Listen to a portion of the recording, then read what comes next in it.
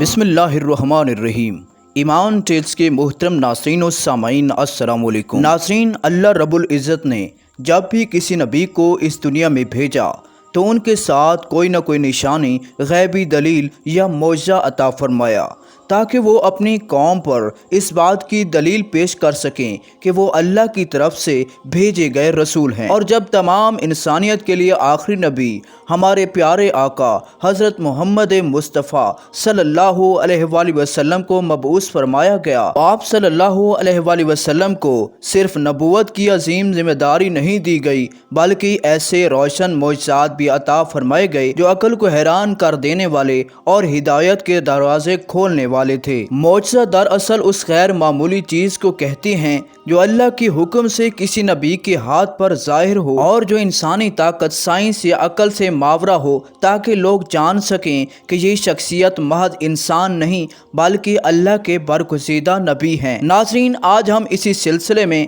हजूर करीम के एक निहायत खूबसूरत मौजज़े का जिक्र करेंगे। मक्का के काफिरों ने आप पर जुल्म किए और आपको हिजरत पर मजबूर किया।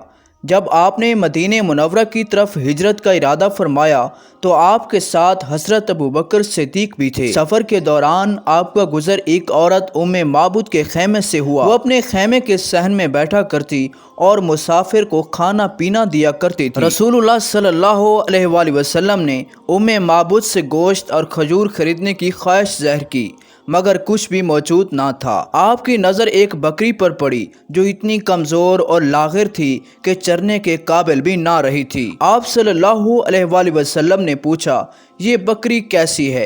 उम्मे माबूद ने जवाब दिया, ये बहुत कमज़ोर है और दूध भी नहीं देती। आप सल्लल्लाहु अलैहि वसल्लम ने फरमाया, क्या मुझे इसका दूध निकालने की इजाज़त है? उम्मे माबूद ने कहा, अगर इसमें दूध है तो ज़रूर निकाल लें, लेकिन इसमें दूध कहाँ? रसूलुल्लाह सल्लल्लाहु अलैहि वसल्लम ने बिस्मिल्लाह पढ़कर बकरी के थन पर हाथ रखा तो यकदम थन दूध से भर गए। आपने दूध दुहा और एक बड़ा बर्तन भर गया जिससे 8-10 अफराद सैराब हो सकते थे। सबसे पहले आपने उम्मे माबूद को दूध पिलाया, फिर अपने साथियों को और आखिर में खुद नोश फरमाया। इसके बाद दोबारा दूध दोहा तो बर्तन फिर भर गया। ये बर्तन आपने उम्मे माबूद को तोहफे में दिया और वहाँ से रवाना हो गए। शाम को जब उम्मे माबूद का शौहर अबू माबूद बकरियां चराकर वापस आया तो उसने दूध से भरा बर्तन देखा और हैरान होकर पूछा, ये दूध कहाँ से आया? उस बकरी में तो दूध का नामो निशान न था। आज जहाँ एक बाबरकत हस्ती तशरीफ़ लाई थी, ये सब उनकी बरकत है। अबू माबूद ने कहा, वल्लाह ये वही कुरैशी हैं जिनके चर्चे मक्का में हैं, मैं भी उनकी खिदमत में हाजिर हूँगा। रिवायात में आता है कि बाद में उम्मे माबूद और उनके शौहर दोनों मुसलमान हो गए। ये भी बयान किया जाता है कि उम्मे माबूद की वो बकरी 18 हिजरी तक जिंदा रही और मुसलसल दूध देती रही, हत्ता कि हज़रत उमर फारूक के दौरे खिलाफत में जब सख्त कहत पड़ा और तमाम जानवरों के तन खुश हो गए, उस वक्त भी वो बकरी सुबह शाम बराबर दूध दिया करती थी। नाज़रीन, ये था हमारा आज का मुख्तसर सा वाक़या।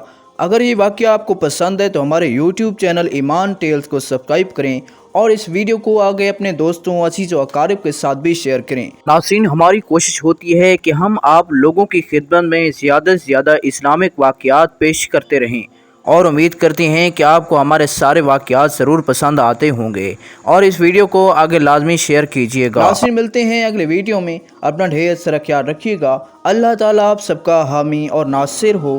अल्लाह निगहबान।